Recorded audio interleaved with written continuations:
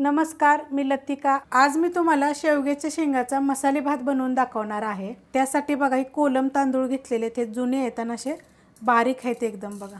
त्यासाठी बघा शेवग्याच्या शेंगा घेतलेल्या आहेत, त्या 3 स्वच्छ धुवून बघा, जी मी साल थोडी थोडी जेवढी निघल तेवढी मी ह्याच्या शिरा काढून घेतलेल्या आहेत आणि कट करून घेतलेले आहेत। आज आपण कढईमध्ये भात बनवणार आहोत, तर त्यासाठी बघा कढई गरम करत ठेवली। तुम्ही कढईच्या जागी कुकरमध्ये पण करू शकता, सेम पद्धतीने मी जे तुम्हाला सांगते ती। एक पळी मी तेल टाकलेलं आहे, तेल गरम होऊन देऊया। तेल गरम झालेलं आहे, त्यामध्ये 2 छोटे चमचे मी तूप टाकणार आहे, गरम होऊन देऊया।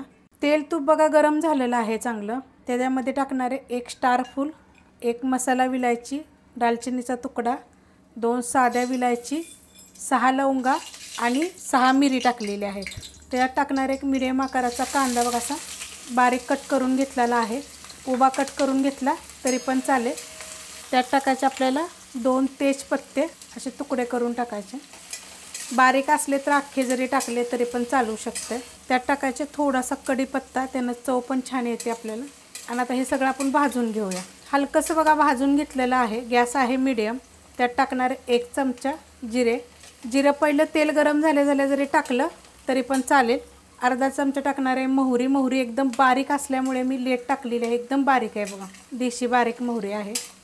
कारण जर पहिलं तेल गरम झाले जर जिरे आणि मोहरी टाकली असली की नाही, मोहरी करपून गेली असते। आणि आता चांगली भाजली जाईल। आता हे सगळं चांगलं भाजून घेते। कांदा भाजलेला आहे बघा, जास्त आपल्याला लाल वगैरे असा करायचा नाही आहे। त्यात टाकायचे बघा 6 पाकळ्या लसणाच्या, अर्धा इंच आलं आणि 3 हिरव्या मिरच्या मी कुटून घेतलेल्या आहे, 1 चमचा झालेला आहे। तुम्ही पेस्ट जरी टाकली तरी चालेल। परतून घेऊया जरा 1 मिनिटभर, गॅस आहे मीडियम। परतून घेतलेलं आहे। त्यात टाकायचं आपल्याला हिंग पावडर, हलवून घेऊया। मस्त असं भाजलं जातं बघा। त्याच्यामध्ये बाकीचं साहित्य पण चांगलं भाजलं जाईल। त्यात टाकायचे 1 टोमॅटो। हा मोठ्या बर्नेलचा गॅस असल्यामुळे मी सांगते 1 मिनिटभर 2 मिनटं, कारण की मोठ्या बर्नेलचा गॅस आहे। त्यात टाकायचे आपल्याला अर्धा चमचा छोटा हळद आणि हे सगळं 2 ते 3 मिनटं मीडियम गॅसवर परतून घ्यायचे, जेणेकरून आपले जे टोमॅटो वगैरे टाकलेत का नाही ते पण आपले चांगले सॉफ्ट होते।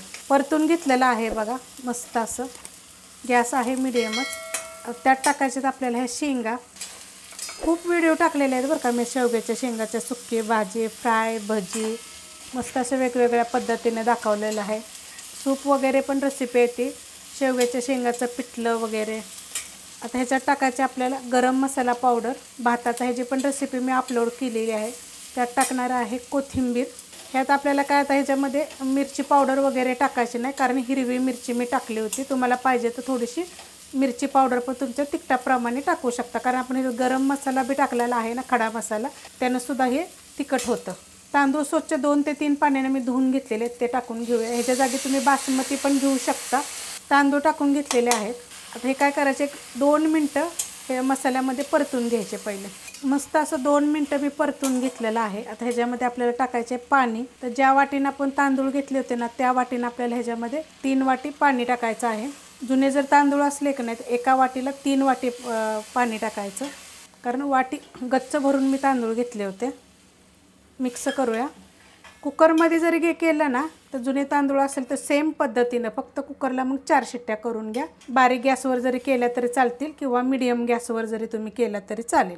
ह्यात टाकायचे आपल्याला चवीनुसार मीठ, मिक्स करून घेऊया। मीठ टाकल्यानंतर मी मिक्स केलेलं आहे। आता ह्याला आपण चांगलं उकळून देऊया आणि उकळल्यानंतर आपण ह्याच्यावर झाकण ठेवूया। मस्त असं उकळलेलं आहे बघा, अशा पद्धतीत उकळून घ्यायचं चांगलं। गॅस मीडियम होता आणि मी चांगलं उकळून घेतलेलं आहे। त्यात परत थोडीशी मी कोथिंबीर टाकणार आहे। जर तुम्हाला पहिलं जर तूप टाकायचं नसेल ना तर वरनं असं उकळल्यानंतर जरी टाकलं तरी चालेल, नाही तर भात शिजल्यानंतर जरी तुम्ही तूप टाकलं 1 चमचाभर तरी चालू शकते।